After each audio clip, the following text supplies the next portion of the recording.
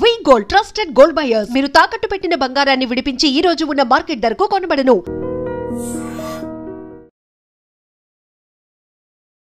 నమస్కారం, welcome to I dream. ధర్మ మార్గం విత్ విజిత కార్యక్రమానికి స్వాగతం.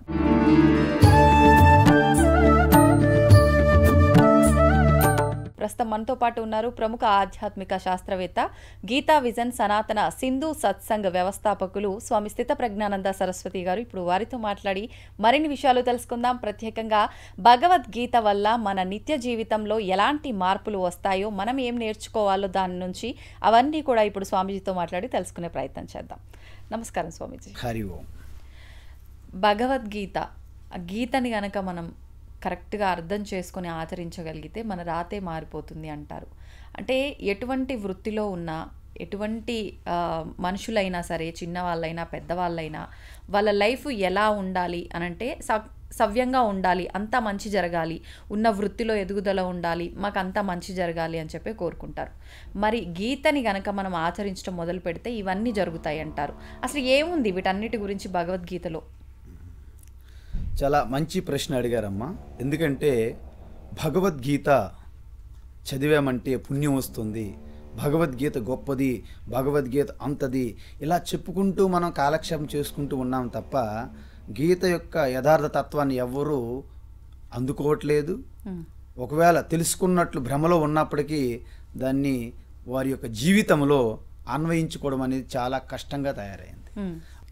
కానీ మన చుట్టూ ఉన్నటువంటి ఒక గొప్ప వ్యక్తులు భగవద్గీత వలన ఎంత ప్రయోజనం పొందారో అనేది తెలుసుకుంటే నిజంగా భగవద్గీత గొప్పదే, కానీ మనక గొప్పది అని మనకి ప్రయోజనం పొందట్లేదు. ఈ మధ్య కాలంలో సునీత విలియమ్స్ స్పేస్లో, అంతరిక్షంలో 288 రోజులు ఉన్నారు. ఆ అమ్మగారు రిటర్న్ వచ్చిన తర్వాత ఒక్క విషయం చెప్పారు, నాతో పాటు భగవద్గీతను తీసుకుని వెళ్ళాను, అదేవిధంగా ఒక విఘ్నేశ్వరుడి యొక్క మూర్తిని కూడా తీసుకుని వెళ్ళాను. దాన్ని బట్టి మీకు ఏమర్థమైందంటే ఆ రెండు చెప్తున్నాయి, ప్రతి వ్యక్తికి ఆ రెండు చాలు, ఇంకా సృష్టిలో ఇంకేం అక్కర్లేదు. అయితే మీరు అడగాలి, అంతరిక్షంలో 288 రోజులు ఉండడం అంటే మాటలా? ఒక్క రాత్రికి పెద్ద బంగ్లాలో ఒక వ్యక్తిని పెడితేనే ఉండలేరు రాత్రి. మీరు భయపడతారు, ఒక రాత్రి మీరు ఉండలేరు. పెద్ద పెద్ద బంగ్లాలు జూబ్లీహిల్స్, బంజారా హిల్స్లో మీరు కూర్చుంటే నైట్ అంత ఖాళీ చేసేసారు, భయం. మరి అంతరిక్షంలో ఎప్పుడు వస్తానో తెలియదు, ఎలా వస్తానో తెలియదు, అసలు వస్తానో రా తెలియదు, బ్రతుకుతామా, అంత అంత గందరగోళం. మరి ఆవిడికి ఎక్కడి నుండి వచ్చింది అంత ధైర్యం? భగవద్గీత ఏం చెప్తుందంటే, ఈ దేశము, ఈ యొక్క ఆకాశము, ఈ దేశం ఏదైతే ఉందో, ఈ దేశము కాలము అనేది నీ యొక్క చైతన్యము అంటే అవేర్నెస్, దాని నుండి వచ్చాయి. అంటే యావత్తు సృష్టి అంతా కూడా నీ చైతన్యం అనే ఆ సాగరం నుండి ఒక బబుల్, ఒక కెరటంలాగా వచ్చింది ఈ సృష్టి, ప్రపంచం. అంటే చైతన్య సాగరంగా మీరుంటే మీ నుండి బుడగలా వచ్చినట్టు ప్రపంచం పెద్దదా, మీరు పెద్దవాళ్ళ? మీరు పెద్దవాళ్ళు. అందువలన ఈ అంతరిక్షం కూడా తస్మాద్వా ఏ తస్మాత్ ఆత్మన ఆకాశ సంభూత. ఉపనిషత్తులు, తైత్తిరీయ ఉపనిషత్తు ఏం చెప్తుందంటే, తస్మాద్వా ఏ తస్మాత్ ఆత్మన, ఆత్మ అంటే మన చైతన్య స్వరూపానికి స్ఫురణ. గుండె చప్పుడు లబ్ డబ్ ముందు ఒక స్టార్టింగ్ గ్రేస్ ఉంటుంది అనమాట, దాన్ని చైతన్య ఎరుక అంటారు. దాని నుండే గుండె కొట్టుకోవడము, మన జీర్ణ వ్యవస్థ, రక్త ప్రసరణ వ్యవస్థ, మన కాళ్ళు చేతులు పనిచేయడము, మనస్సు పనిచేయడము, ఇంద్రియములు పనిచేయడం, వీటన్నిటి వెనక ఉన్నది ఆ శక్తి. బల్బు వెనక, ఫ్యాన్ వెనక, అన్ని ఎక్విప్మెంట్లు వెనక ఎలక్ట్రిసిటీ ఉన్నట్లుగా. ఎలక్ట్రిసిటీ మీకు కనిపించదు, వెళ్తే ఎలక్ట్రిసిటీ కాదు, ఈ సౌండ్ ఎలక్ట్రిసిటీ కాదు, కానీ ఇవి పనిచేయడం వెనక ఉన్నటువంటి అదృశ్య శక్తి. సో మీరు ఇలా నాడ్ చేస్తున్నారు, నేను చెప్తున్నాను, ఈ రెండు కూడా ఆత్మ కాదు, కానీ రెండింటికి పని చేయడానికి అనుగ్రహిస్తున్నటువంటి శక్తి ఆత్మ. అది సూర్యునిలో ఉంటుంది, చంద్రుడిలో ఉంటుంది, భూమిలో ఉంది, నీటిలో ఉంది, అగ్నిలో ఉంది, వాయు, ఆకాశం, అన్ని ప్రాణుల్లో కూడా దానివల్ల నిలబడి ఉన్నాయి. ఎలాగైతే ఇది ఈ పూసలు, రుద్రాక్ష, వీటి వెనక ఒక దారం ఎలాగైతే ఆధారంగా నిలబెట్టేందో, అలాంటి అధిష్టాన ఆధారంగా ఉన్నటువంటి ఆ శక్తియే ఆత్మ, సర్వవ్యాపి. లోపల ఉంది, బయట ఉంది. లోపల బయట లేకుండా అన్నీ దాంట్లోనే ఉన్నాయి. విచిత్రం.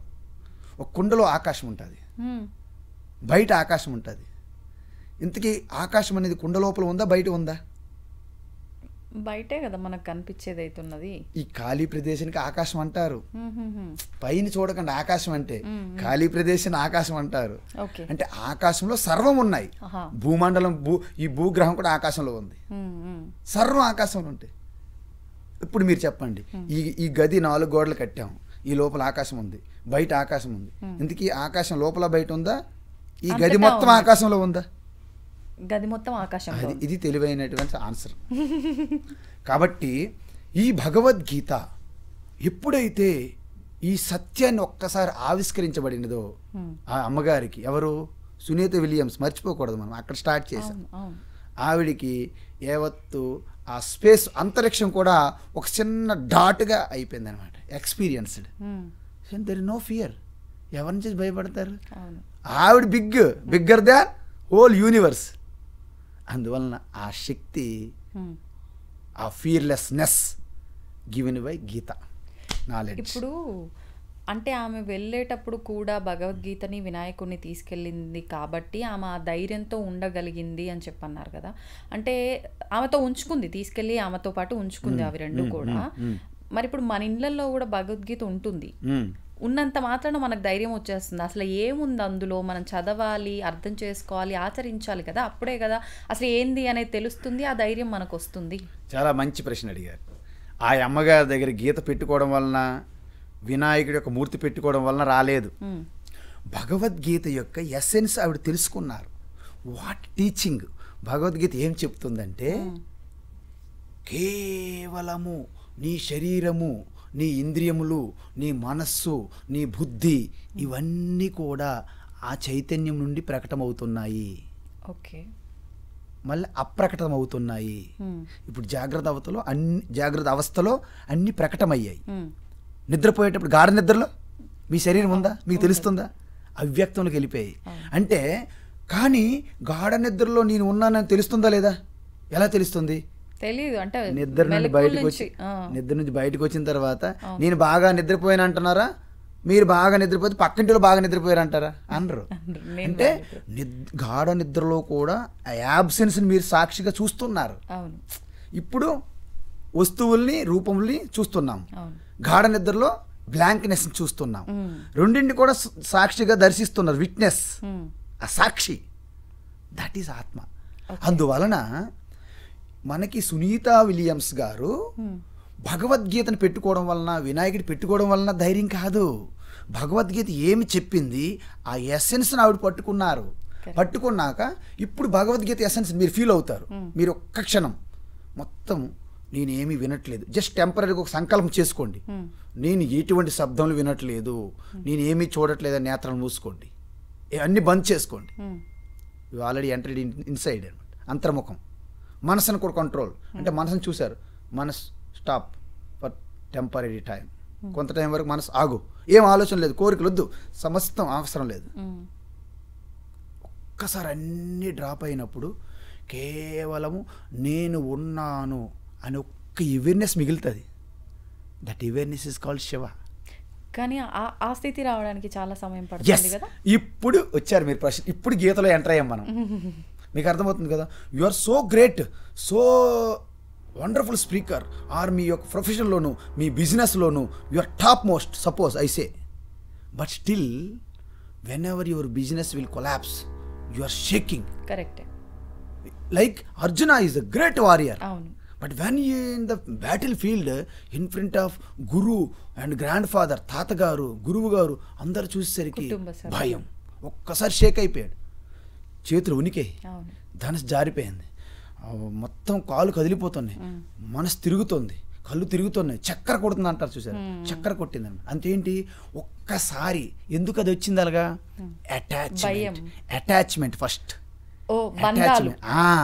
మీరు ఏ వస్తువుకైనా, వ్యక్తికైనా, సంబంధమైన, ఆలోచన దేనికైనా మీరు ఎంత బలంగా అటాచ్ అయి ఉంటారో అంత ఇన్సెక్యూర్ ప్రాబ్లం వస్తుంది, పోగొట్టుకుంటానని. ఓకే, వాస్తవం.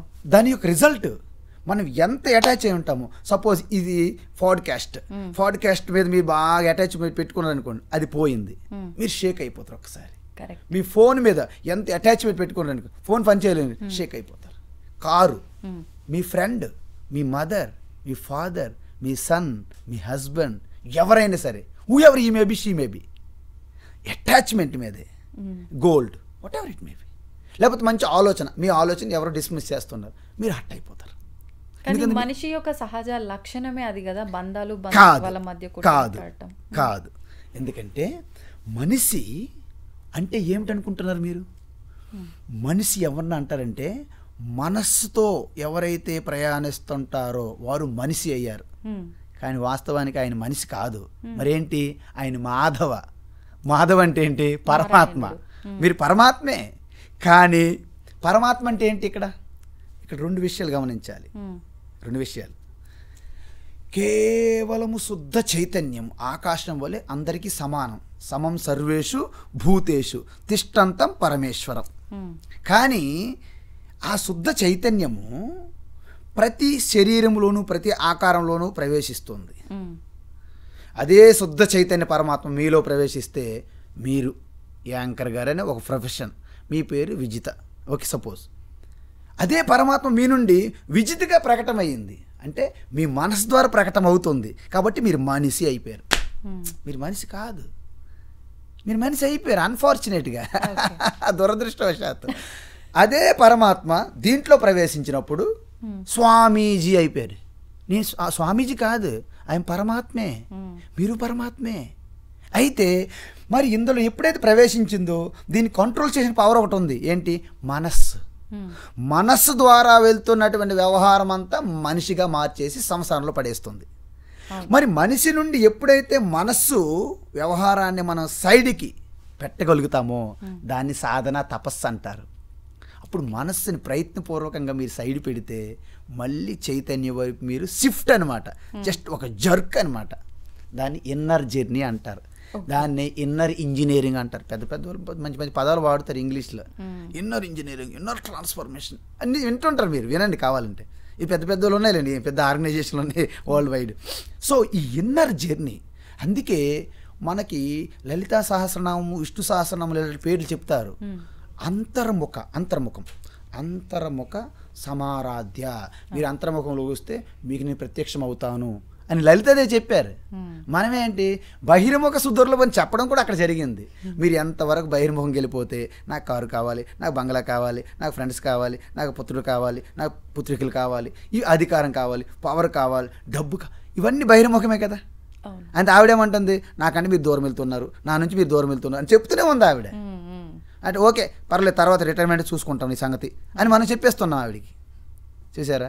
సో ఈ విధంగా మనం అటాచ్మెంట్ అవ్వడము, ఇది మీ స్వరూపం కాదు, మీరు ఆత్మస్వరూపం.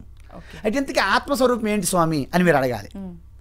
ఆత్మ అంటే అనంతమైనటువంటి దేశము, కాలము, సమయానికి, ప్రదేశానికి పరిమితం కాకుండా అనంతమైన ఆనందాన్ని ఆత్మ అంటారు. సెక్యూరిటీ. ఆత్మకి ఏది ఉండదు అంటారుగా, ఆనందం ఎలా కలుగుతుంది? నేనేమంటున్నానంటే ఆనందం పొందేవారు మరి ఉండరు, ఆనందమే మిగిలిపోతుంది. మీకు అర్థమవుతుందా? కేవలం ఆనంద స్వరూపం అనుభవించిన మరి ఉండరు.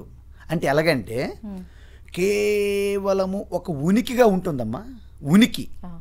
ఆ ఉనికియే ఇంటెలిజెన్స్గా వ్యక్తం అవుతుంది. ఇంటెలిజెన్స్గా. ఆ ఇంటెలిజెన్స్లో ఏమవుతుందంటే ఇంకెటువంటి అజ్ఞానము, వికారాలు, మోడిఫికేషన్స్ ఉండవు అనమాట.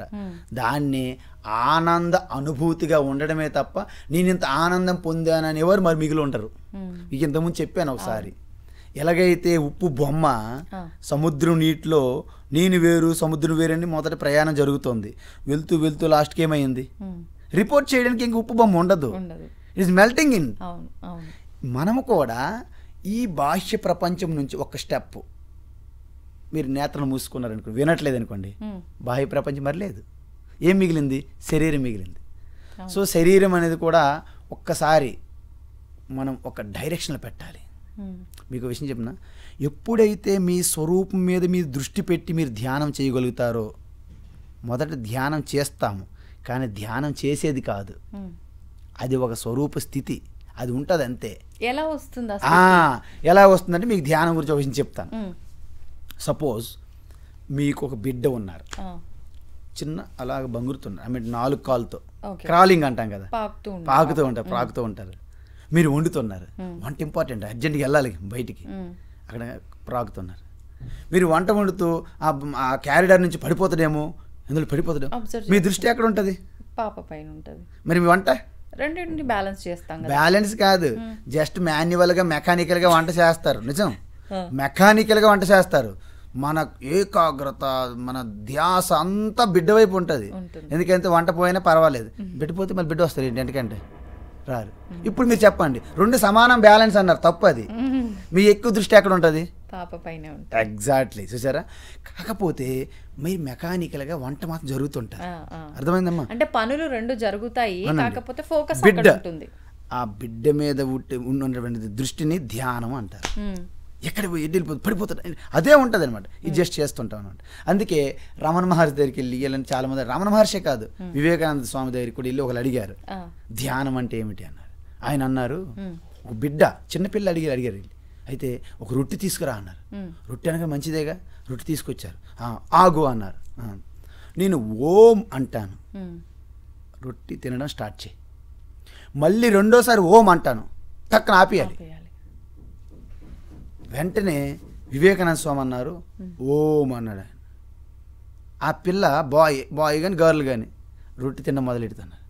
తింటున్నారే కానీ ఎప్పుడు ఓం అంటాడా అని అటే దృష్టి మొత్తం ఉందని ధ్యానం. తదేకంగా చూడండి, మన రన్నింగ్లో కూర్చుంటారు, రింగ్లో అలాగా పొజిషన్లో ఉంటారు. ఒక్కసారి విజిలేస్తే ఎవరు చూసారా, వాళ్ళ దృష్టి ఎలా ఉంటుంది, వాళ్ళు ధ్యానంలో ఉన్నారు ఆ టైంలో, మనకు తెలియదు. కానీ కంప్లీట్గా మెర్జ్ అయిపోయిన ఉంటావు. ఆయన ఎప్పుడు విజిలేసేస్తాడా, అది ధ్యానం. ఆ విధంగా ఓం అంటారు, ఎప్పుడు ఓం అంటారని తింటున్నారు కానీ ఓం మీదే దృష్టి. సరే అవి తినేసారు, ఓం అన్నారు, అయిపోయింది.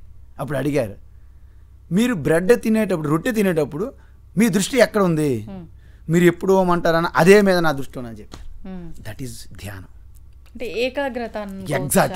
ఎగ్జాక్ట్లీ. అంటే మనిషి శుద్ధ చైతన్య పరమాత్మ నుండి అనేక పొరలుగా బయటకు వచ్చేసాడనమాట. అంటే చూడండి, శుద్ధ చైతన్యంకి ఏమీ లేదు, దానికి మనస్సు అనే ఒక అత్యంత సూక్ష్మమైన ఒక ప్రకృతి ఆడయింది. దాంట్లో ప్రతిబింబం అంటే రిఫ్లెక్ట్ అయ్యింది. ఎలాగైతే గోడ మీద మనము అద్దం పెడితే మన ముఖం ఎలా కనిపిస్తుందో, మనస్సు అనే ఆ నీటిలో శుద్ధ చైతన్యం అనే ఒక ప్రతిబింబం కనిపిస్తుంది. దానివల్ల చేతన పొందుతుంది. మనసు జడము, ఇనర్ట్, బట్ చేతన పొందుతుంది. దాని మూలంగా ఇంద్రియములన్నీ, అంటే నేత్రములు, చెవులు, ముక్కు, నాలుక, చర్మం, వీటికి ఇంద్రియములు అంటారు.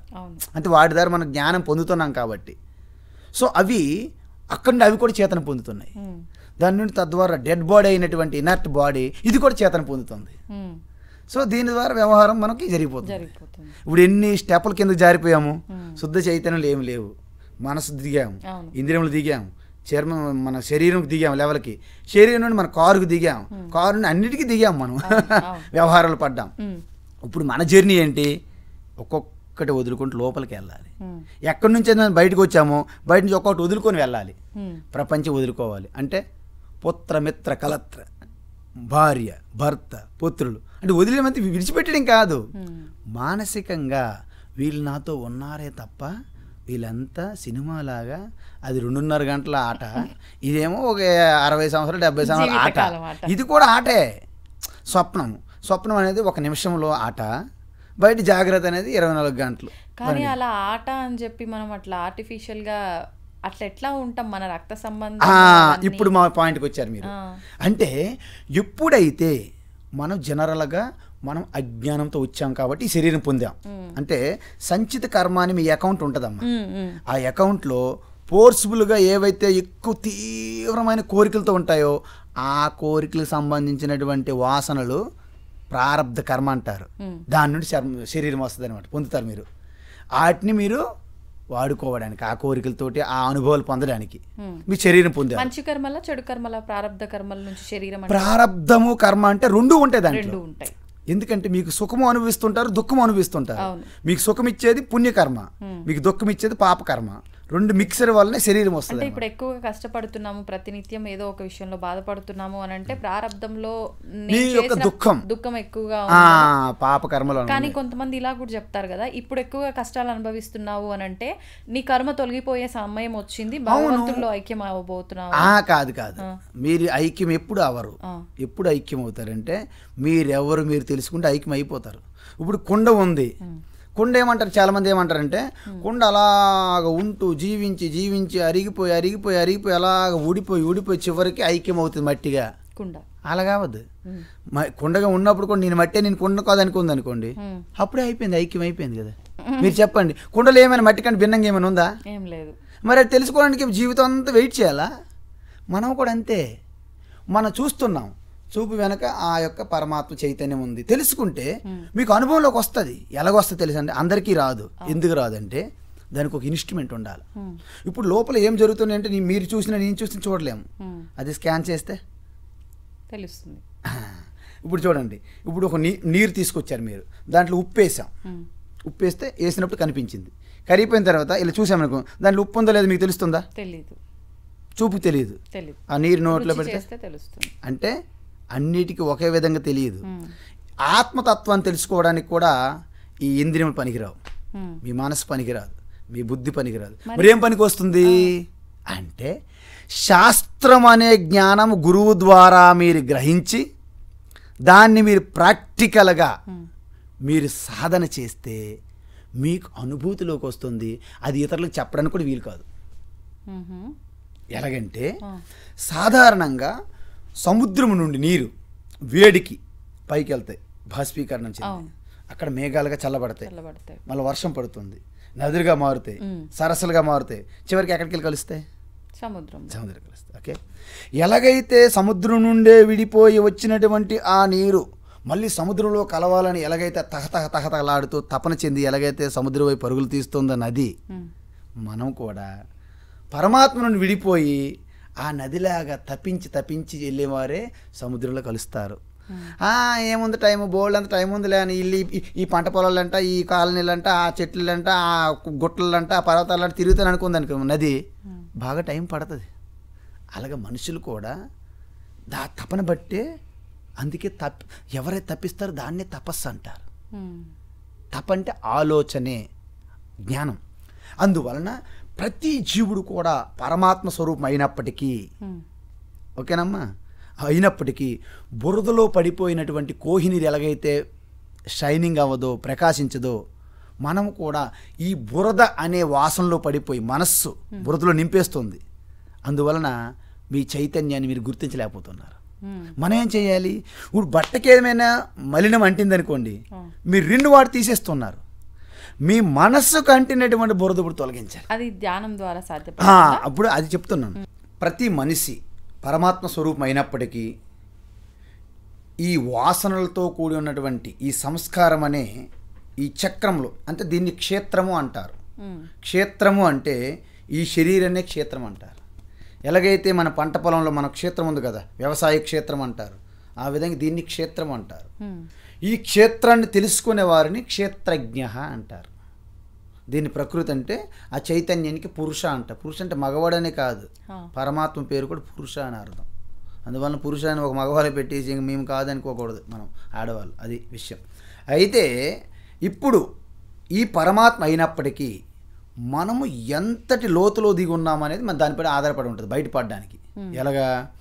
ప్రతి వ్యక్తికి మన అంతరములో సూక్ష్మంగా కామము అంటే కోరికలు, కామ, క్రోధ, లోభ, మోహ, మదమాశ్చర్యాలు ఉంటాయి, రాగద్వేషాలు, అసూయ, ఇవన్నీ దాక్కుంటాయి అన్నమాట. మధుకైటబ లాగా, రాక్షసుల్లాగా. సో అవి ఎప్పుడైతే మీ మనసులో ఉన్నాయో నీటిలో ఉన్న బురద టైప్ అనమాట. బురద నీరు ఉందనుకోండి, ఆ బురదలాగా ఇవన్నీ అడుగు భాగంలో ఉన్నాయి. ఉండడంతో పాటు మనస్సు చంచలంగా పరుగులు తీస్తుంది అనమాట, అంటే కదులుతుంది నీరు. మీరు ఒక బకెట్ తీసుకోండి అమ్మా, దాంట్లో బురద నీరు కదులుతుంది అనుకోండి, మన మనసు సేమ్ డిటో ఈ కామక్రోధ, లోభ, మోహ, మదమాశ్చర్య, రాగద్వేషాలు, అసూయ అనే ఈ బురద చంచలంగా అటు ఇటు తిరుగుతుంది కోరికలు తీర్చుకోవాలని. ఈ 2 ఉన్నాయి. ఎప్పుడైతే బురద నీటిలో కదులుతున్న బురద నీటిలో మీ ప్రతిబింబం ఎలాగైతే కనిపించదో, అదే విధంగా ఉన్నటువంటి మనస్సులో మీ ప్రతిబింబం, ఆత్మ ప్రతిబింబం కనిపించట్లేదు, మనకి దర్శనం ఇవ్వట్లేదు. వీటన్నిటి వల్ల ఇప్పుడు మనం ఏం చేయాలి? వాటిని తొలగించాలంటే ఫస్ట్ ఆఫ్ ఆల్ మనము ఒక స్టెప్ వేయాలి. దీనికి 5 స్టెప్పులు చెప్పారు భగవద్గీతలో. 5 మెట్లు. ఏంటండి? మీరు 5 మెట్లు ఎక్కగలిగితే మీరు పరమాత్మని, మీరు నేనే శివ అనే ఒక అనుభూతి పొందుతారని చెప్పారు గీతలో. మొట్టమొదటి స్టెప్ మీకు మనస్సు ఎప్పుడైతే నేను పరిచ్ఛిన్నము, నేను పరమాత్మతో అనంతం కాదు అనే భ్రమలో మనస్సు ఉంటుంది, అందువల్ల పరుగులు తీస్తుంది. మా అబ్బాయి వస్తే నాకు అనంతమైన సుఖం వస్తుందని భ్రమపడతాం. సరే, మనసు ఏమంటుంది? మీ అబ్బాయిని రప్పించు అంటారు. లండన్ నుండి అమెరికా నుండి దిగిన తర్వాత ఇక్కడ వాతావరణం బాగోలేదు, ఏసీ లేదు, మస్కిటోస్, అక్కడ బాగుంటుంది, న్యూయార్క్ బాగుంటుంది, హైదరాబాద్ బాగోలేదు, ఈ కంప్లైంట్స్ ఇస్తుంది 1 వీక్. అప్పుడు ఏమనుకుంటే నువ్వు తొందరగా న్యూయార్క్ వెళ్ళిపోతే మాకు బాగుంటుంది అని మళ్ళీ మనసు అంటుంది అనమాట. సో ఎప్పుడైతే మనసు కోరుకున్నది ఒక్కసారి అయిందనుకోండి, ఆ గ్యాప్లో మనస్సు సైలెంట్ అవుతుంది. అప్పుడు మీ యొక్క స్వరూపానందం ప్రకటమవుతుంటుంది. మనం ఏమనుకుంటాము? బయట నుండి వచ్చిందని భ్రమపడుతుంటాం. అవును. అందువలన ఒక లడ్డు తిన్నా, ఒక అనుభవం అయినా, ఒక ఆలోచన అయినా నిజంగా దానిలోనే సుఖం ఉందనుకోండి, అందరికీ సుఖం ఇవ్వాలి కదా, అన్ని కాలాల్లో సుఖం ఇవ్వాలి కదా, ఇవ్వరాలుగా. ఒక వ్యక్తి వస్తే మనకు సుఖం అనిపిస్తుంది, ఒక వ్యక్తి వెళ్ళిపోతే సుఖం అనిపిస్తుంది. ఒకరు ఎక్కడికి వెళ్ళినా సుఖం ఇస్తారు, ఒకరు ఎక్కడి నుంచి అక్కడి నుంచి వెళ్ళిపోతే ఒక సుఖం అందుతుంది మనకి. అలాంటి వ్యక్తులు ఉంటారు. ఆ విధంగా అజ్ఞానం అనమాట. దీనికి కారణము అజ్ఞానం. చూడు, 3 వచ్చినాయి ఇప్పుడు. ఫస్ట్ మలం అంటారు, అంటే రాగద్వేషాలు అనేవి అత్యంత సూక్ష్మంగా మూలంలో బురదలాగా ఉన్నాయి. దానివల్ల కదులుతున్నటువంటి బురద నీరు కదిలే విధంగా మనస్సు అటువైపు కోరికలు లాగుతున్నది. దాన్ని విక్షేపం అంటారు. విక్షేపం. ఇవన్నీ దేనివల్ల జరిగాయి? మీరెవరో మీ స్వరూపాన్ని కప్పివేసింది అజ్ఞానము. మలము, విక్షేపము, అజ్ఞానము. ఈ 3 వదిలించుకుంటే పరమాత్మ స్వరూపం మీ సొంతం. మరి వీటికి ఏం చేయాలి? మొట్టమొదటి స్టెప్ ఏంటంటే, ఒక్కసారి అమ్మ మీ డబ్బులు అందుకు సంపాదించకూడదు, మీకు ఎంత అవసరం అంతే తీసుకోండి, మిగతాది మీరు తీసుకోవద్దంటే స్వామి మీరు చెప్పించాలు మాకు తెలుసు, మాకు ఏంటంటే మీరు వెంటనే విడిచిపెట్టేస్తారు. కాబట్టి శాస్త్రం ఏం చెప్తుందంటే, ఓకే మీరు ఏ డబ్బులు సంపాదిస్తున్నా, ఏ ధనాన్ని సంపాదిస్తున్నా ధర్మబద్ధంగా, దొంగతనం కానీ, అవినీతిగా కానీ, అన్యాయం కానీ, అక్రమంగా వద్దు, ధర్మబద్ధంగా మీరు సంపాదించుకోండి, మీరు ఏమైనా చేసుకోండి. చేసేటప్పుడు మీకు ఏదైనా రిజల్ట్ వస్తుంది కదా. మీరు డ్యూటీ చేశారు, సపోజ్ మీకు మంత్ ఎండింగ్లో శాలరీ వచ్చింది. ఇప్పుడు వచ్చిన శాలరీ వాళ్ళ టైంకి వాళ్ళు రిలీజ్ చేయాలి. శాలరీ వాళ్ళకు కూడా మంచి బుద్ధి ఉండాలి, వాళ్ళ దగ్గర డబ్బులు ఉండాలి, అన్నీ సహకరించాలి. మీకు శాలరీ వచ్చింది. మీకు శాలరీ వచ్చిన వెంటనే ఒక్కసారి ఈశ్వరుని గుర్తు చేసుకోండి. అమ్మయ్యా, ఈశ్వర ప్రసాదంగా నాకు శాలరీ వచ్చింది. అది మొదటి మెట్టు. అంటే ఏంటి అర్థము? మీ కోరికలు తీర్చుకుంటున్నారు ధర్మబద్ధంగా, వచ్చినటువంటి రిజల్ట్స్ని ఈశ్వర ప్రసాదం అన్నారు, ఒక భావన చెయ్యమన్నారు. మొదట ప్రతి ఒక్కరు చేయగలరు కదమ్మా, చేయొచ్చు కదా, ఏమైపోయింది? ఇది మొదటి స్టెప్. కొంతకాలం అయ్యేసరికి ఈశ్వర ప్రసాదంగా వస్తే నిజంగా అంతా ఈశ్వర ప్రసాదంగా వస్తుంది కాబట్టి నేనేంటి చేసేది? ఆయన అవకాశం ఇస్తేగా చేస్తున్నాను. అందువలన మీ డ్యూటీ చేస్తున్నప్పుడు కూడా 2వ మెట్టు ఎక్కుతారు మీరు. ఎలాగా? అంత ఈశ్వరార్పణం. అంతే. ఏది నా నుండి వెళ్ళిపోయినా ఈశ్వరార్పణం, ఏది నాకు వచ్చినా ఈశ్వర ప్రసాదం. ఈ భావన మెయింటైన్ చేశారనుకోండి, సపోజ్ మీరు 2వ మెట్టు ఎక్కినట్టు. అప్పుడు ఏమవుతుంది తెలుసా? మీలో ఈ రాగద్వేషాలు మలినాలు ఉండవు. ఎదుటి వాళ్ళు పొందుతున్నా ఓకే ఈశ్వర ప్రసాదం ఆయనకు వచ్చింది కదా, నాకు ఈశ్వర ప్రసాదం వస్తుంది, ఏం చేసినా ఈశ్వరుడికి పూజ అవుతుంది కదా.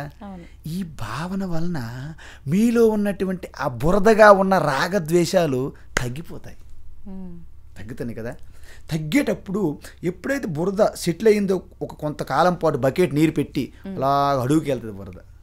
ఈ కదిలించడం ఆపేయాలి మనం. సో మనసు విక్షేపం పోవాలంటే మనం దేని మీదకు ఒకవైపు మనసును మళ్లించాలి. మనసు ఒక గోస్ట్ అనమాట, పవర్ఫుల్ గోస్ట్ అనమాట, దయ్యం. దానికి ఒకవైపు మళ్లించాలి. అందువలన ఫస్ట్ ఏం చెప్పారంటే మీరు ఉపాసన, ధ్యానం. అంటే ఇది గురువు సమక్షంలో తీసుకోవాలా, ఎవరికి వాళ్ళు నార్మల్గా చేసుకోవచ్చు? గురువు అయినా, వ్యక్తి అయినా, మీ ఫ్రెండ్ అయినా, అమ్మ అయినా, నాన్న అయినా, ఎవరైనా ఫస్ట్ మీకు తెలియజేయాలి కదా. అవును.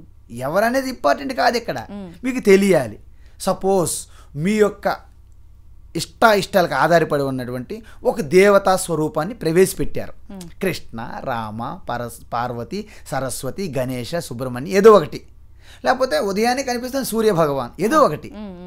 దాని మీద మీరు దృష్టి పెట్టి ధ్యానం చేస్తున్నారనుకోండి, దాన్ని ఏకరూప ఈశ్వర ధ్యానం అంటారు.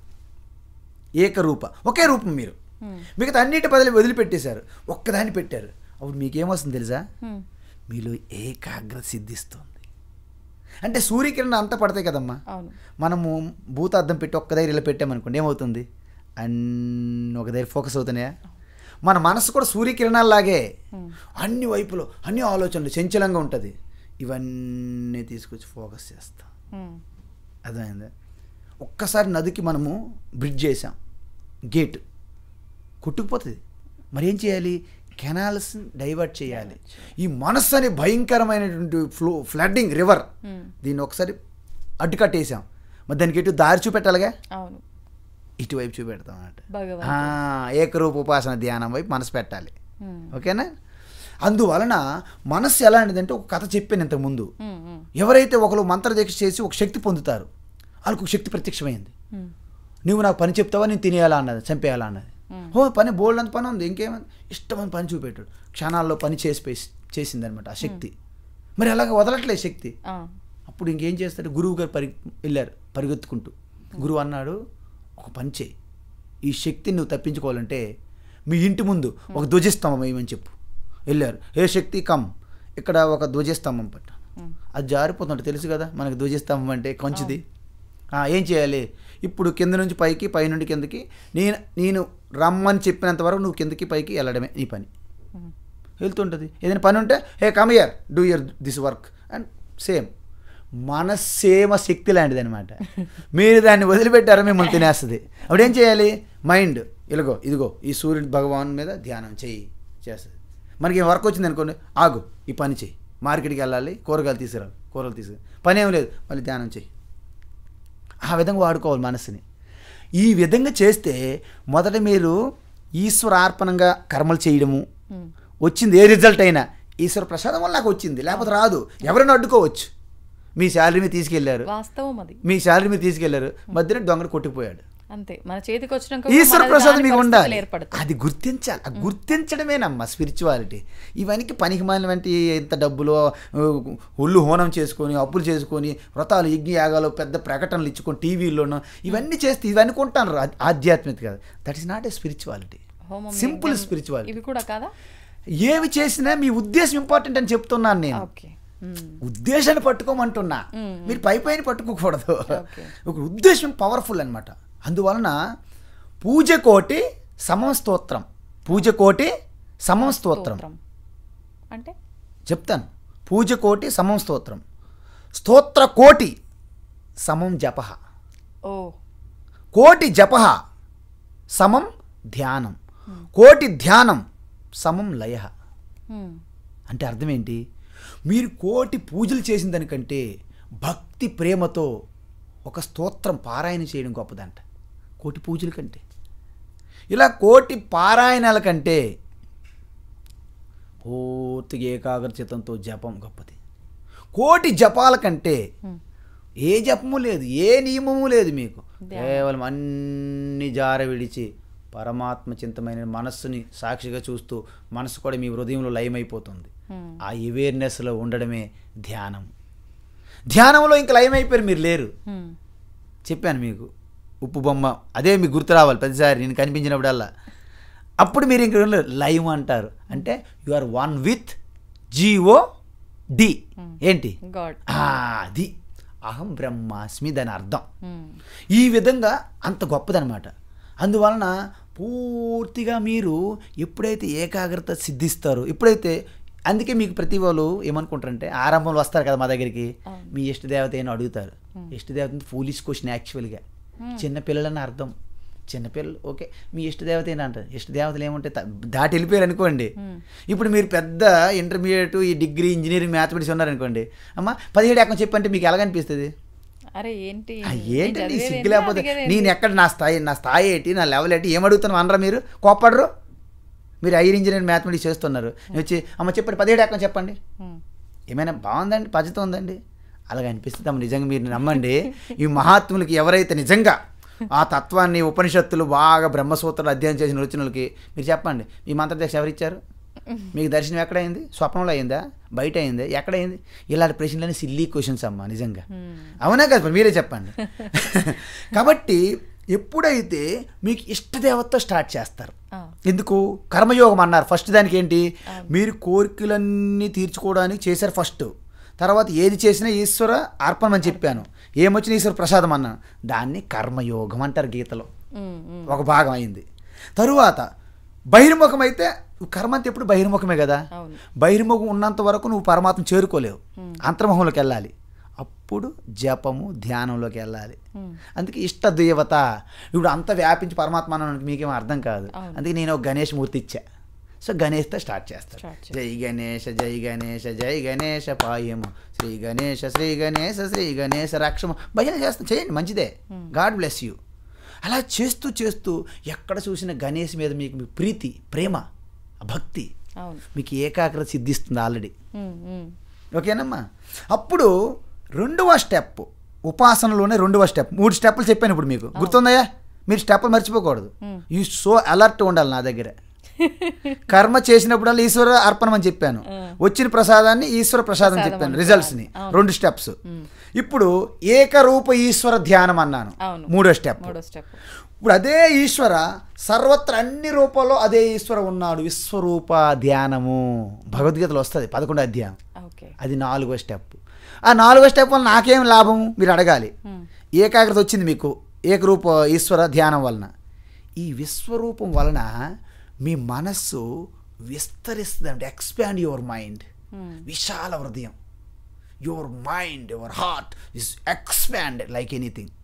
అప్పుడు మీరేంటంటే అంతా బ్రహ్మమయం జగత్తు, అంతా అందరూ అదే భూమి, అదే నీరు, అదే అగ్ని, అదే వాయువు, అదే ఆకాశం, అంత మనం విడిచిపెట్టిన గాలి ఆవిడ పీలుస్తున్నది, ఆవిడ విడిచిపెట్టిన గాలి ఆయన పీలుస్తున్నాడు, ఆయన విడిచిపెట్టిన గాలి నేను పీలుస్తున్నాను, అందరూ ఒకే నీరు, ఇదంతా నీరే, 70% వాటర్, బ్లడ్ అంతా నీరని అర్థం.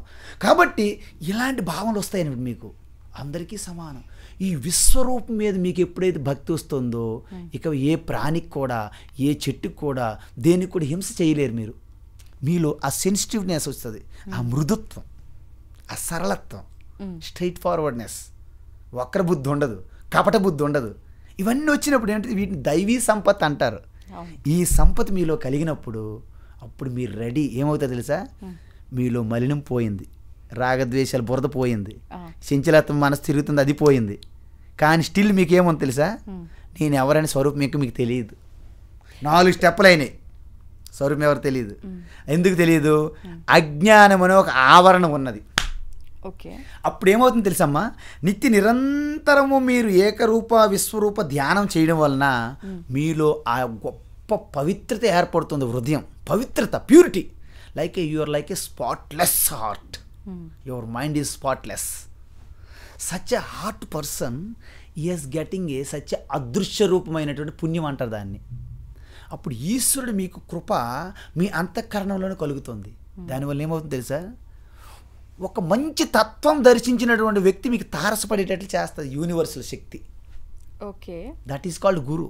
హూ ఎవర్ మేబీ, వాడు ఆటో డ్రైవర్ అవ్వచ్చు, వాడు వంట మాస్టర్ అవ్వచ్చు, వాడు ఎవరైనా అవ్వచ్చు, పూలు అమ్మిన ఆవిడ అవ్వచ్చు, టమాటా పండ్లు అమ్ముకున్న ఆవిడ అవ్వచ్చు, ఎవరైనా అవ్వచ్చు గురువు.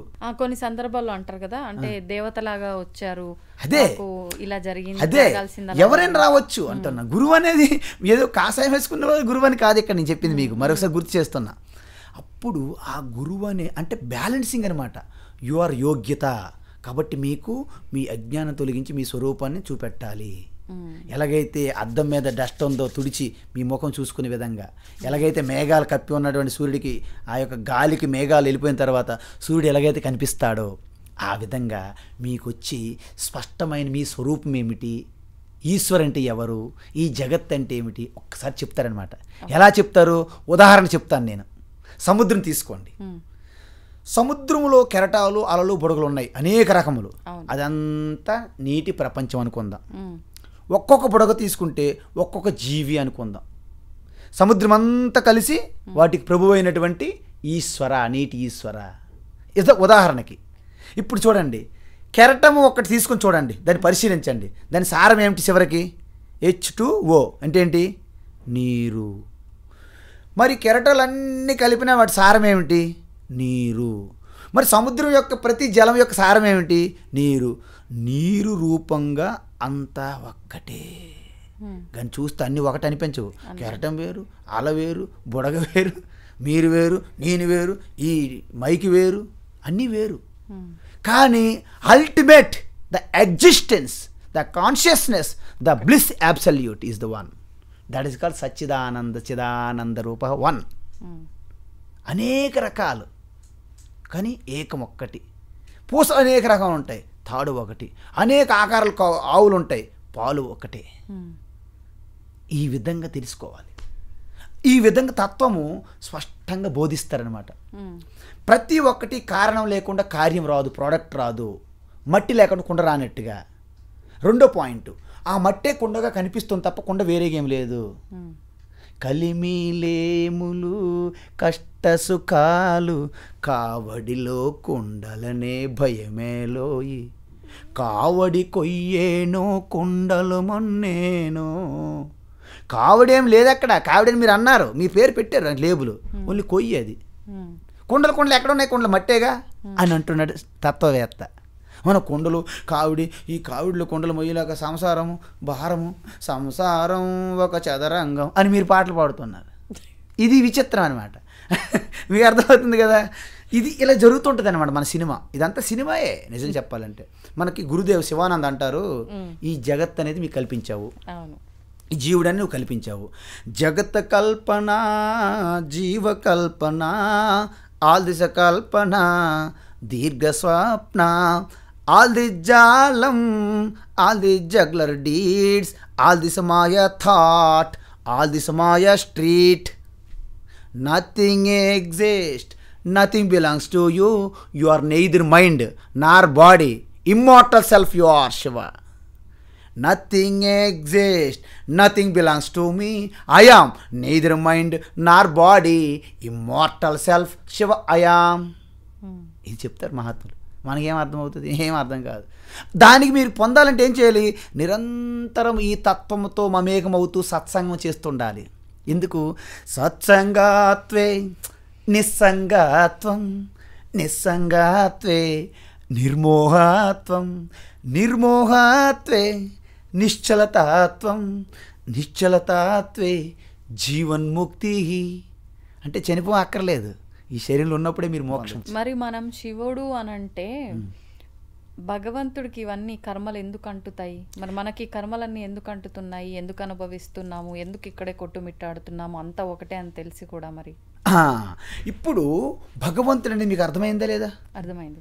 నీరుగా అనుకున్నాం, నీరుగా దానికి ఎటువంటి కోట్లాట్లు పోట్లాట్లు లేవు.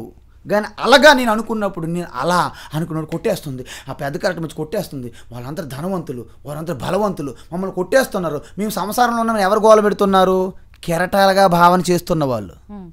నేను నీరు అనుకుంటే మీకు బాధపడుతుందా?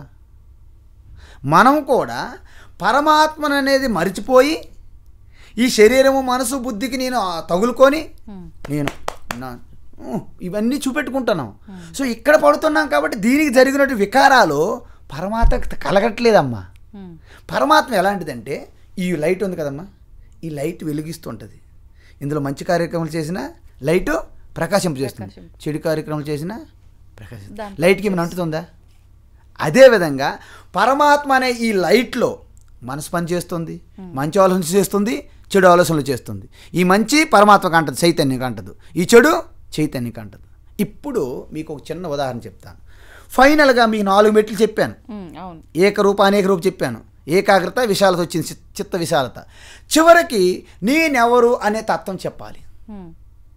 మీరు శుద్ధ చైతన్య పరమాత్మ, అజ్ఞానం వలన మీరు సంపాదించుకున్న సంస్కారం వలన ఈ శరీరం వచ్చిందని చెప్పాను. ప్రారబ్ధ కర్మ దాంట్లో ప్రకటమవుతున్నది కాబట్టి మీరు అన్నీ తెలుసుకున్నారు. ఇప్పుడు మీరు ఒక 30 సంవత్సరాలు అనుకోండి, 35-40 సంవత్సరాలు మీ వయసు అనుకుందాం. ఒక 33 సంవత్సరాల వరకు మీకు మంచి అవగాహన ఉంది. 6-7 సంవత్సరాలు మనకు తెలియదు. కానీ ఈ 33 సంవత్సరాల్లో మీరు ప్రతిదీ దర్శిస్తున్న మీ ఎక్స్పీరియన్స్లో ఏమైనా మారకుంటే ఏమైనా ఉందా?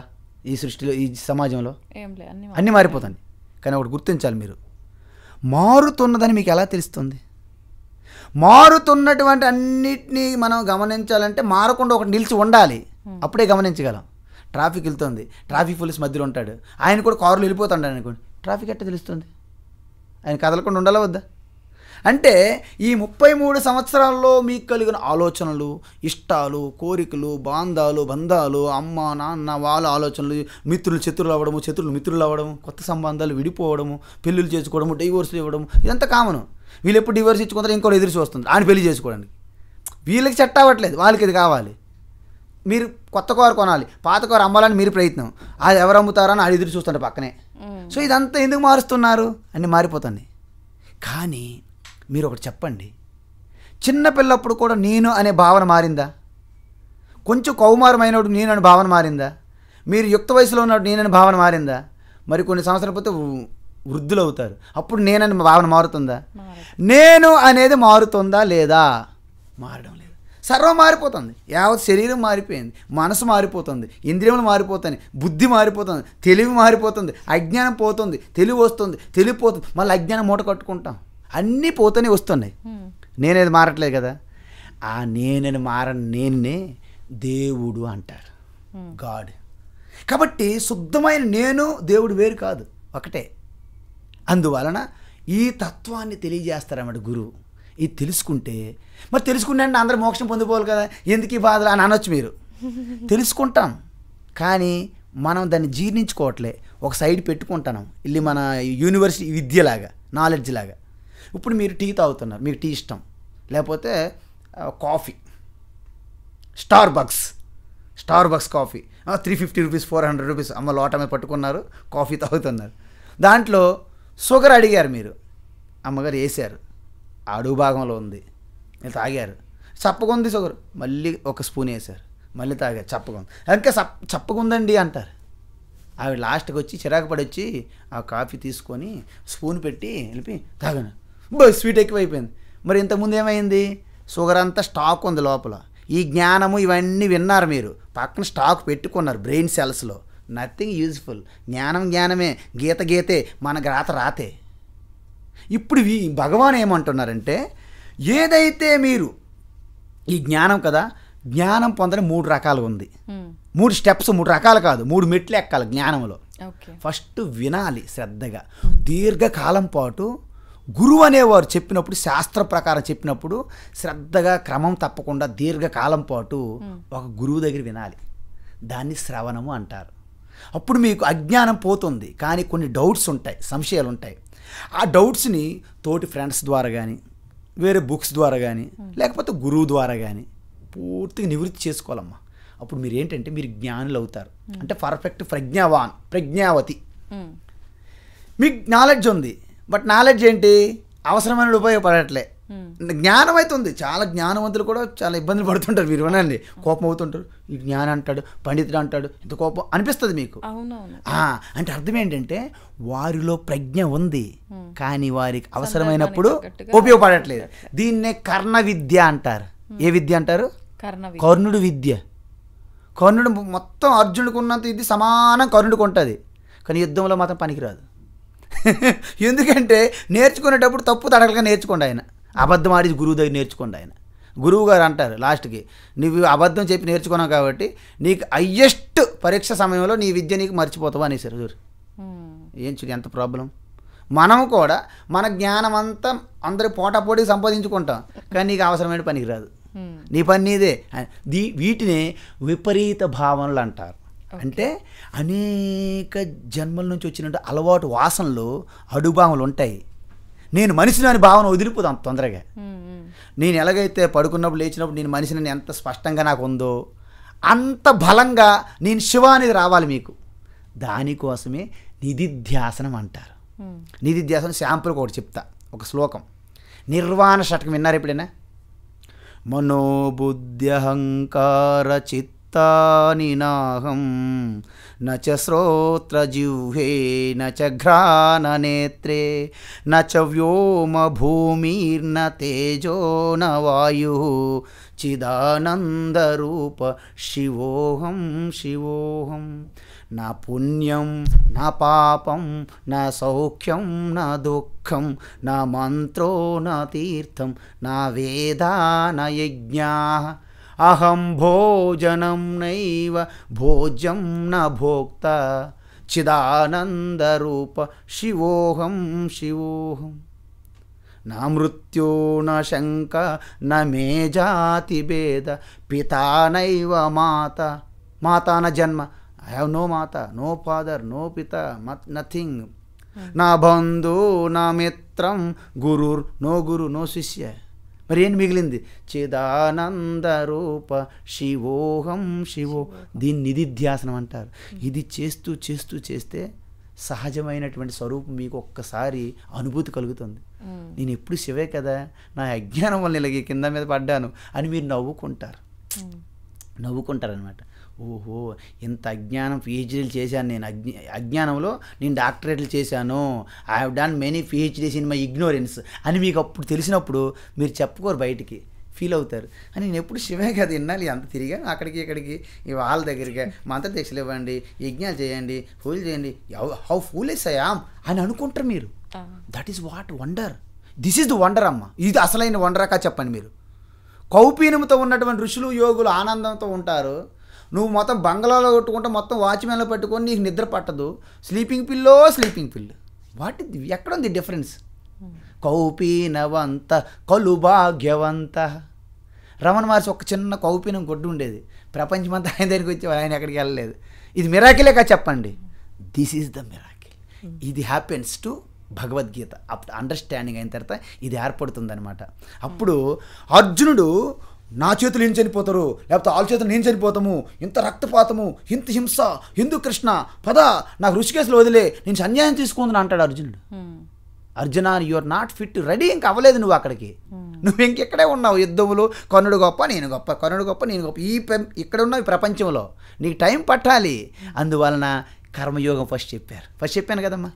తర్వాత భక్తి యోగం చెప్పారు, తర్వాత జ్ఞానం చెప్పారు. చివరికి అన్నాడు అమ్మయ్యా కృష్ణ నాకు అర్థమైపోయింది. ఏం అర్థమైపోయింది? నేను ఆత్మస్వరూపుని. మరి ఇదేంటి ఈ ప్రకృతి ఈ ఉపాధి నాకు ఇచ్చినట్టు కర్తవ్యం జరుగుతుంది తప్ప నాకు సంబంధం ఏం లేదు. నష్టో మోహస్మృతిర్లబ్ధా త్వత్ప్రసాదాన్మయాచ్యుత స్థితోస్మి గత సందేహ కరిష్యే వచనం తవ. ఇప్పుడు నా సందేహాలు సంశయాలు మొత్తం పోయినాయి, ఐఎమ్ ఫ్రీ అయిపోయాను. నీవే ఆదేశం ఇస్తే ఆదేశం పాలించడానికి నాకేం ప్రాబ్లం లేదు. ద్రోణుడు ఆయనెవడు ఉపాధేగా, నా ఆత్మస్వరూపమేగా. భీష్ముడు ఆయనెవడు, భీష్ముడు ఉంటేగా ఆత్మస్వరూపమే, దాని నుంచి వెలుగుతుంది. 10 బకెట్లు నీరు ఉంది, 10 బకెట్లు చంద్రుడు ప్రతిబింబం పడుతుంది. అది చంద్రుడు 10 అయినారా?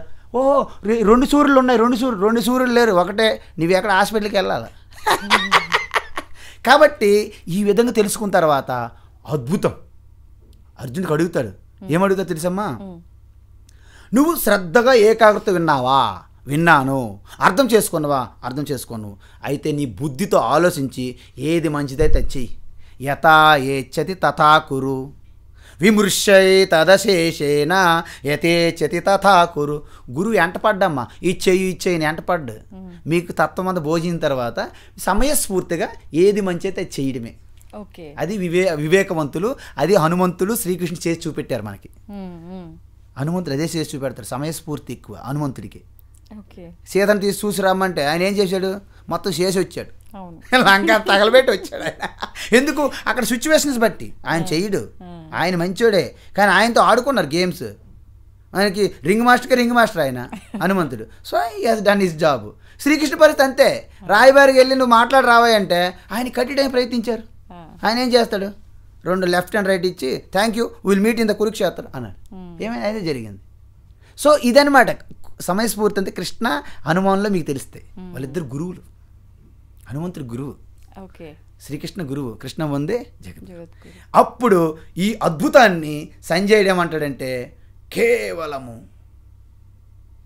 యోగం యోగేశ్వరాత్ కృష్ణాత్ సాక్షాత్ కథయత స్వయం. యోగేశ్వర కృష్ణ, ఆ కృష్ణుడి నుంచి డైరెక్ట్గా ఆ బ్రహ్మ విద్య అర్జునుడికి చెప్తుంటే నేను దర్శించి నా జన్మ ధన్యమైపోయిందని సంజయుడు చెప్తాడు లాస్ట్లో. అప్పుడు సంజయుడు ఒక మాట చెప్పాడు, యత్ర యోగేశ్వర కృష్ణో యత్ర పార్థో ధనుర్ధరః తత్ర శ్రీర్విజయో భూతి ధ్రువానే తిర్మతిర్మమ. కృష్ణార్జునులు అంటే మీలో ఉంటారు అని అర్థం. ఎవరైతే కర్తవ్యంలో ఉత్సాహంతో ఉల్లాసంతో ఉంటామో, ఎటువంటి సంశయాలు భయాలు విడిచిపెట్టి రాగద్వేషాలు విడిచిపెట్టి సిద్ధంగా కర్తవ్యంకి ఉంటాం. ఎందుకు? మీరు తత్వం తెలుసుకున్నారు ఆల్రెడీ. మీరు నీటిలో ఉన్న తామరాకు వాళ్ళు ఉంటారు, బురద నీరు మీకు అంటదు. బ్రహ్మణ్యాదాయ కర్మాణి సంగం త్యక్త్వా కరోతి యః లిప్యతే నస పాపేన పద్మపత్రమివ అంబస. నీటిలో ఉన్న తామరాకు వలె అంటారు. నేను ఇలా చెప్పుకుంటే టైం అయిపోతుంది, ఎందుకంటే భగవద్గీత ఈజ్ అల్టిమేట్ ఈ సృష్టికి. కాబట్టి ఎత్ర యోగేశ్వర కృష్ణ ఎత్ర పార్థ అంటే ఏదైతే మనము ఈ యొక్క ప్రకృతి అంటారమ్మా, శరీరము ఇంద్రియము మనసు బుద్ధి అన్నిటికీ ప్రకృతి అంటారు. దాని వెనకున్న చైతన్యం పురుష అంటారు. పురుష ప్రకృతి బాగా శుద్ధమైన అంతఃకరణంతో ఏకాగ్రతతో కలిగి ఉన్నటువంటి ప్రకృతి అర్జునుడికి ప్రతిరూపము. దాని వెనకున్న బ్లెస్సింగ్ కృష్ణ. ఎక్కడ ఈ రెండు కలిస్తే అక్కడ విజయమే కదా, ఇంకేం మిగులుతుంది? ఎత్ర యోగి అలాగ అర్థం చేసుకోవాలి అంతే తప్ప మన పదండో పులోమని కురుక్షేత్రం వల్ల అక్కడ గీత చదివేద్దాం అంటే ఏమొచ్చేది చెప్పండి? ఇది అసలైన తత్వం, అది బయట. అందుకే ఫస్ట్ మనము బొట్టు పెట్టుకోండి అంటారు. ఇది ఆజ్ఞా చక్రం అంటారు. ఈ నేత్రముల ద్వారా మనము స్థూలమే చూడగలము, విపరీతం చూడం, భిన్నము. ఆవిడ వేరు నేను వేరు, వాళ్ళు మా చుట్టాలు, వీళ్ళు బంధువులు, వీళ్ళు పరాయి వాళ్ళు, ఇవన్నీ చూపెడతాయి ఇవన్నీ. కానీ ఈ ఆజ్ఞ చక్రం అంటే, ఆజ్ఞ అంటే ఏంటనుకున్నారు? సంపూర్ణ జ్ఞానం అని అర్థం. ఆజ్ఞ ఆసమంతాజ్ఞ అంటే సంపూర్ణ జ్ఞాన నేత్రం. శివ 3వ నేత్రం ఇదే. అది ఇక్కడ నేత్రం పెట్టకూడదు, అది జ్ఞానం.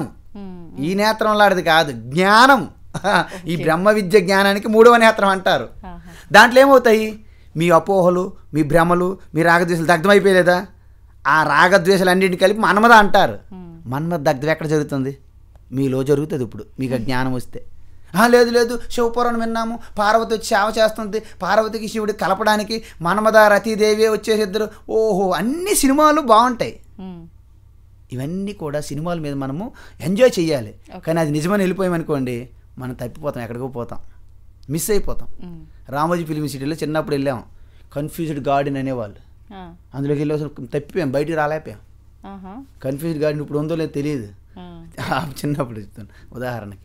అలాగ మనం మిస్ అయిపోతాం అన్నమాట. సో భగవద్గీత అనేది అద్భుతం. భగవద్గీత తెలుసుకుంటే మీరు కూడా శ్రీకృష్ణుడు అయిపోతారని చెప్పారు అక్కడ. ఆయన అలాగే చెప్పాడు, నేను ఎలాగైతే లీలలు చేస్తున్నానో మీరు లీలలు చేస్తారని చెప్పాడు. అంతకుమించి తక్కువ తగ్గేదే లే అంటారు కదా మన వాళ్ళు, అది అనమాట దాని అర్థం. బ్రహ్మ విద్య అంటే తగ్గేదే లే.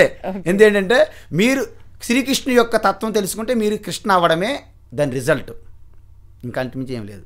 అదే బుద్ధ భగవాన్ చెప్పారు, అదే శంకరాచార్య చెప్పారు, అదే నిజమైనటువంటి గురువు అదే చెప్తారు.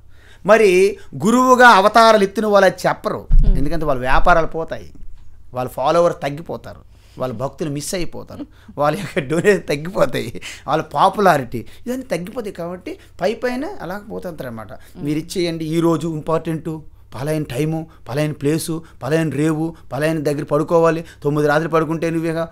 ఒక అజ్ఞానిలు 9 రాత్రులు పడుకుని వచ్చినాడు కాశీలో, ఏమైనా అజ్ఞానిగా మిగిలాడు, ఏమవుతాడు? 9 రాత్రులుగా 90 రోజులు పడుకున్నా ఏమైపోద్ది? మీ లోపల మార్పు లేదు. మీరు కైలాసం మానసరం వెళ్ళినా ఇదే మనసు వెళ్తుందిగా. ఇక్కడ మార్పు రావాలి. మనకు వార్తలు సరిగ్గా రావట్లేదంటే కింద మీద అక్కడ రిలీజ్ అయినాయి వార్తలు, ఈ రేడియోలో ప్రాబ్లం. ఇక్కడ సెట్ చేయకుండా మనం రేడియో స్టేషన్ మీద కంప్లైంట్ ఇచ్చేస్తాం వెళ్ళి, ఎందుకంటే మన చుట్టం ఎవరో ఏసీపీ ఉన్నారని. అది న్యాయమా? అన్యాయం ఇది. కాబట్టి మనలో మన నట్స్ లూజ్గా ఉన్నాయి, కొంచెం సెట్ చేసుకోవాలి, బిగించుకోవాలి. Just tighten our bolts and nuts, everything will set right. Hari Om తత్సత్. నిజంగా అంటే భగవద్గీతని ఆచరించడం తెలుసుకోవటం వల్ల ఏముంటుంది అనేది లేదమ్మా. నాకు ఎన్ని శ్లోకాలు వచ్చు, నా చదవడం రాదు, నా సంస్కృతం రాదు, ఇవన్నీ నన్ ఆఫ్ ది బిజినెస్. అంతే అంతే. ఒక్కటి మీరు పట్టేశారు అనుకోండి, అయిపోయింది మీ పని. ఇంక గీత టీచర్లు, స్వాములు, సన్యాసులు కానీ మీ బెటరు. ఎందుకంటే practical is important. 1 ounce of practice tons of theory కంటే పవర్ఫుల్ అని చెప్పారు గురువు శివానంద.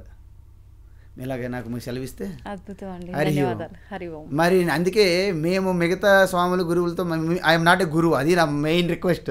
నేను గురువు కాదు, సత్యాన్ని మీ ముందు ఉంచడానికి ప్రయత్నిస్తుంటాను అంతే. హరి ఓం. తవ్వండి, తవ్వుతూనే శివలింగం. సరే దాన్ని అట్లా కప్పేసేయండి, చూపించదండి. Krishna is there. మూర్తి పూజ కాదు, సాక్షాత్ బ్రజేంద్ర నందన భగవాన్ ఉన్నారు మూర్తిలో. ఏమీ ఆశించకుండా ఆరాధించే వాళ్ళు కూడా ఉన్నారా ప్రభుజీ? నిజమైన భక్తి అంటే మనకు తెలియదు కాబట్టి